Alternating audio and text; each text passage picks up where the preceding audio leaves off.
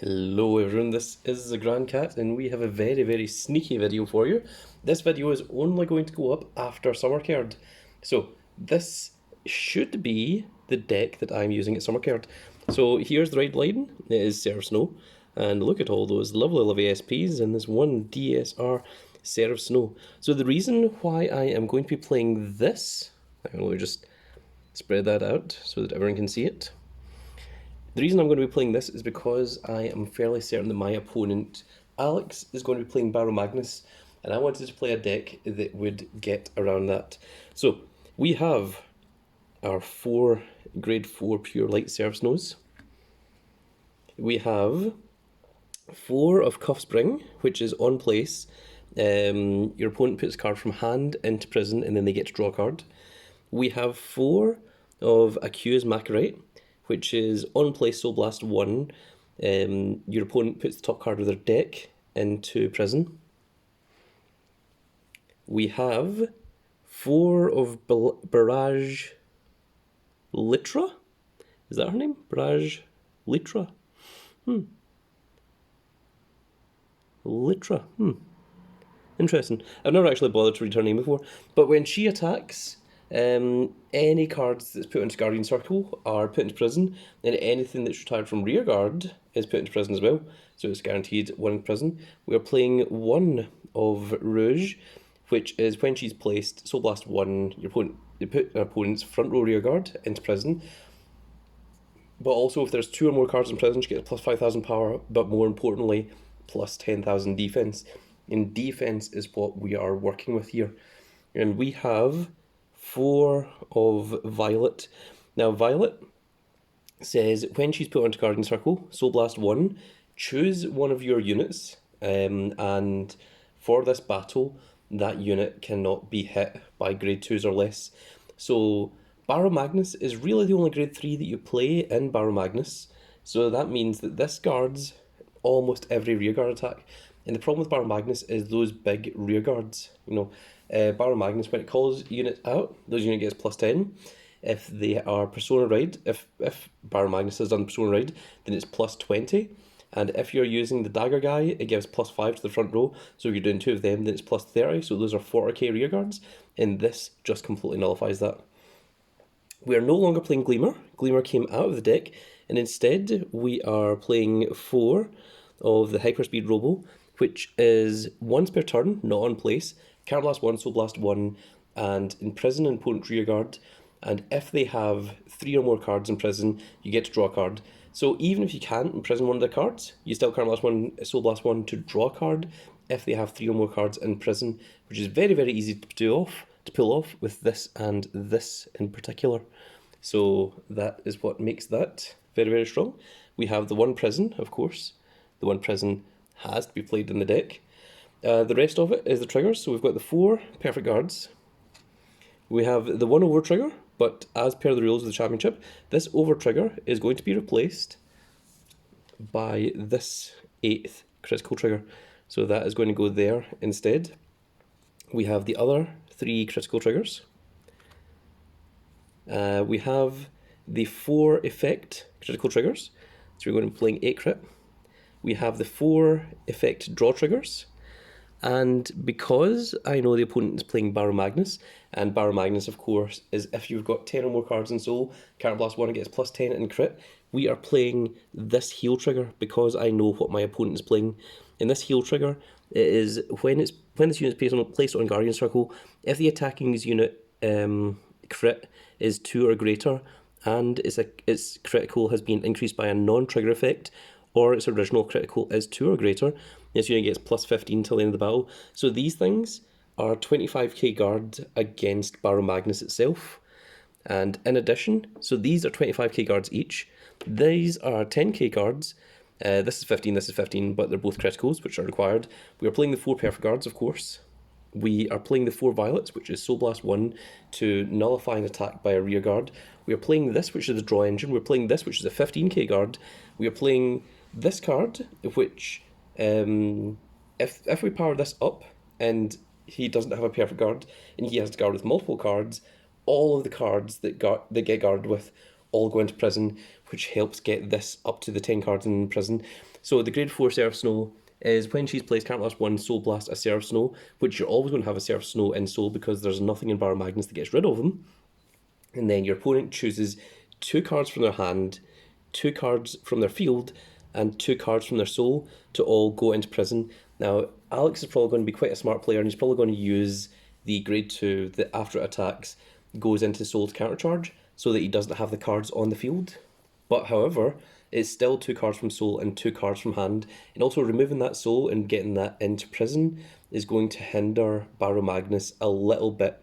And if I do this twice, that's 4 cards from soul.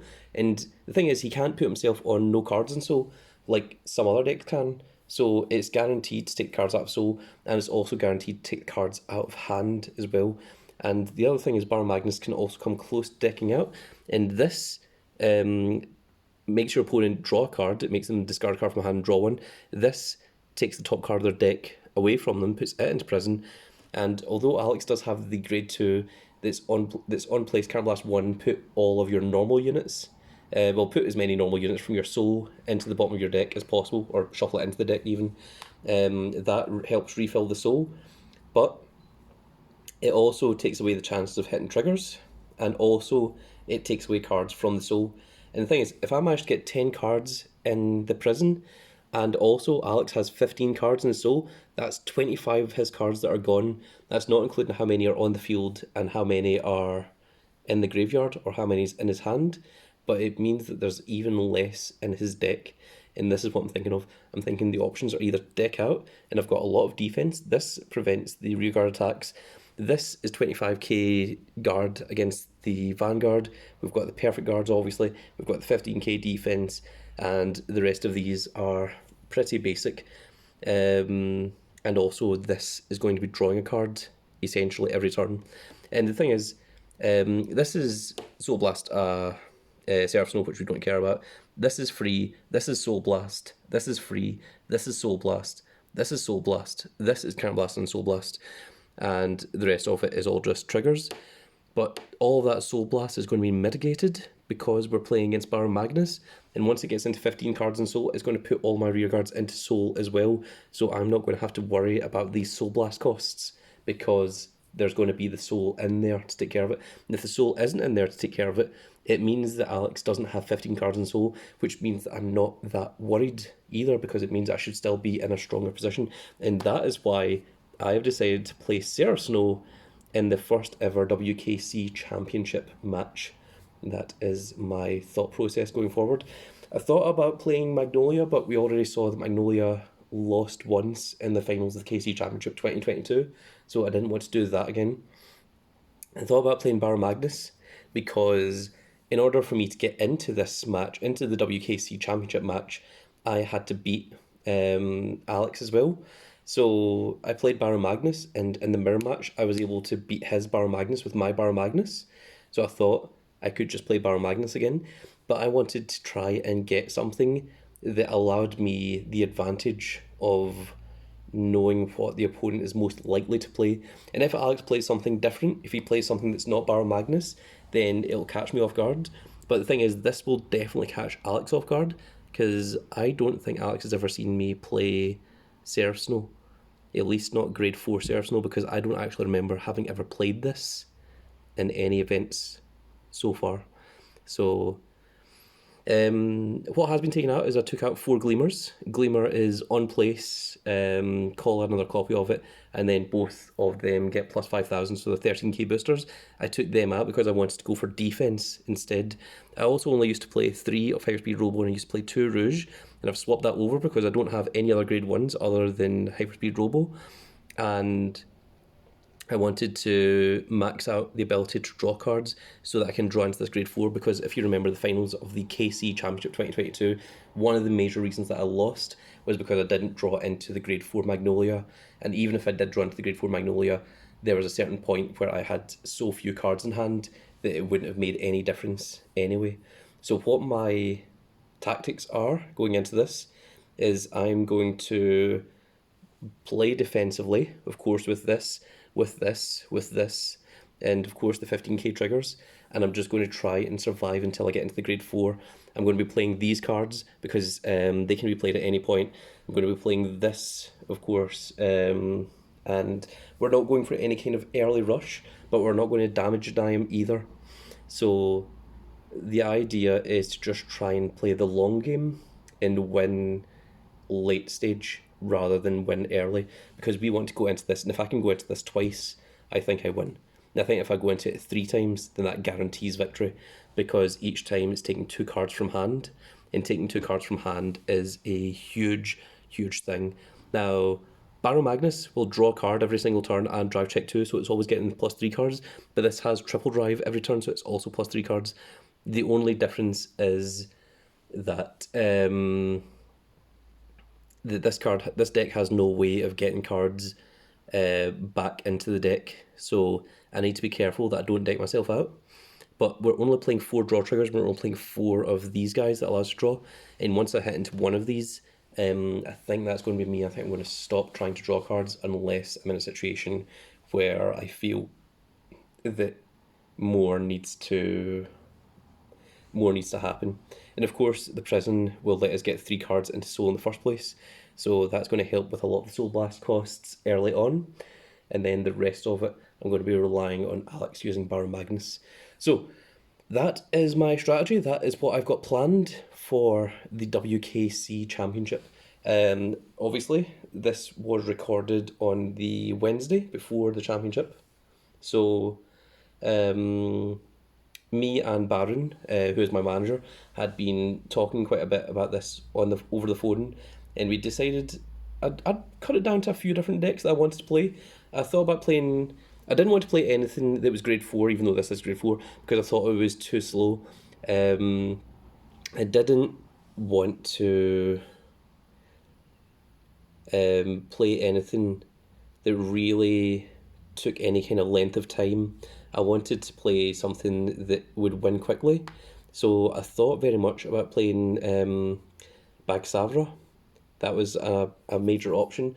We thought about Dragonic Overlord at the end, but I didn't like the idea that you have to wait a grade 3 turn and go into the grade 4 turn, because my main worry was if I go second, I don't want to be in a grade 2 turn when he's on Barrow Magnus, then the grade 3 turn he's on Barrow Magnus, and then, have to ride into the end, and that's 2 turns of Barrow Magnus with potentially 15 soul that I need to deal with. Whereas I thought this was a perfect blend of hindering the opponent, but also having the defense to deal with the opponent. And the fact that this is just like you only play herself to guard against a 40k rearguard. I thought that was pretty strong. So that was what ended up leading to this. But I very almost played Barrow Magnus, and I very almost played Bagsavra as well. So that is my thought process. That was everything that I was doing for this deck, and this is probably going to be the finished version of the deck when the championship happens. So I hope you all enjoyed this insight into what I was doing. Obviously I wanted to get as many cards into prison as possible, because I wanted to get off this. If you've got 10 or more cards in prison, your entire front row gets plus 2500 attack, and also your entire front row gets plus critical as well. So I wanted to go into that. I wouldn't play more Rouge. I wanted to play more Rouge. I wasn't going to play Emily of Emerald, I think is her name. Is it Emerald or is it Sapphire? When an opponent's rearguard comes out of prison, it gets -5. I didn't think that was good enough. And I really wanted to play the 4 Violets, because I thought that in this situation, this was a really strong card, because the only grade 3 that he can call out is Barrow Magnus itself, and Barrow Magnus doesn't do anything on rearguard. So if he calls it out, I would be happy to put that into prison the following turn as well. So that is going to be it for this video, folks. I really hope that you all enjoyed. If you did enjoy this insight, please give us a like, share and subscribe, and if you are subscribed, make sure you click that notification icon so you can see when more of these thought-provoking videos go out. And we will see you all in the next video. Goodbye, everybody.